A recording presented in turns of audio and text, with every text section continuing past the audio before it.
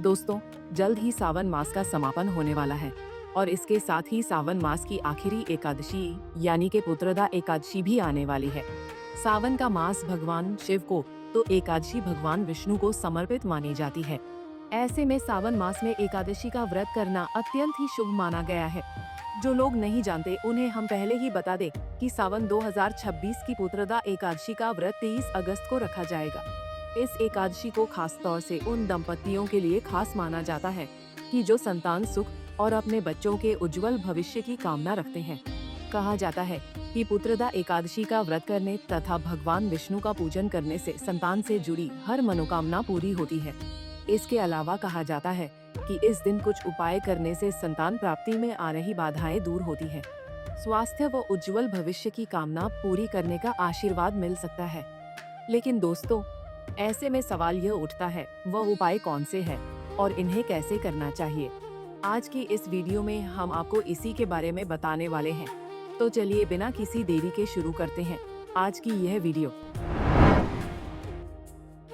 सबसे पहले उपाय की बात करें तो जो लोग विवाहित हैं लेकिन उनके कोई संतान नहीं है और वह संतान प्राप्ति की इच्छा रखते हैं, तो वह इस दिन उन्हें भगवान श्री कृष्ण के बाल स्वरूप यानी कि लड्डू गोपाल की पूजा करनी चाहिए। ऐसे में अगर आपके घर लड्डू गोपाल नहीं है तो आप उन्हें अपने घर एक पीतल के लड्डू गोपाल ले आएं और उनकी पूरे विधि विधान से पूजा अर्चना करें और फिर सेवा करें। भगवान श्री कृष्ण श्री हरि के ही 8वें अवतार हैं। कहा जाता है कि इनकी पूजा, सेवा और मंत्रों का उच्चारण करना मनचाही संतान की प्राप्ति हो सकती है।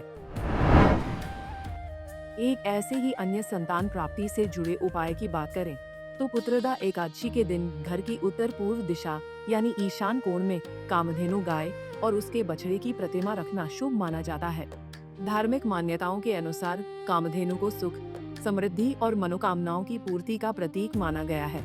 ऐसी मान्यता है कि श्रद्धा पूर्वक इसकी स्थापना और पूजा करने से संतान संबंधी मनोकामनाओं के लिए भगवान की कृपा प्राप्त हो सकती है।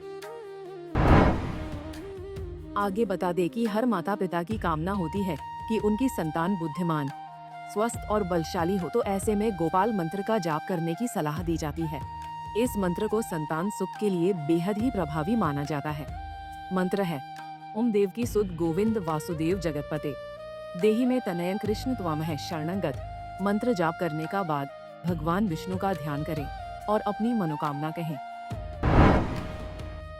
बताते चले कि जिन परिवारों में लगातार आर्थिक तंगी बनी रहती है या ऐसा महसूस होता है कि घर में धन संपत्ति टिक नहीं रही, वे पुत्रदा एकादशी के दिन दक्षिणावर्ती शंख की स्थापना कर सकते हैं। धार्मिक मान्यताओं में दक्षिणावर्ती शंख को माता लक्ष्मी से संबंधित और शुभता का प्रतीक माना गया है। कहा जाता है कि इसे विधि विधान से घर में स्थापित करने और नियमित रूप से पूजा करने से सकारात्मक ऊर्जा बनी रहती है और धन समृद्धि की कामना की जाती है।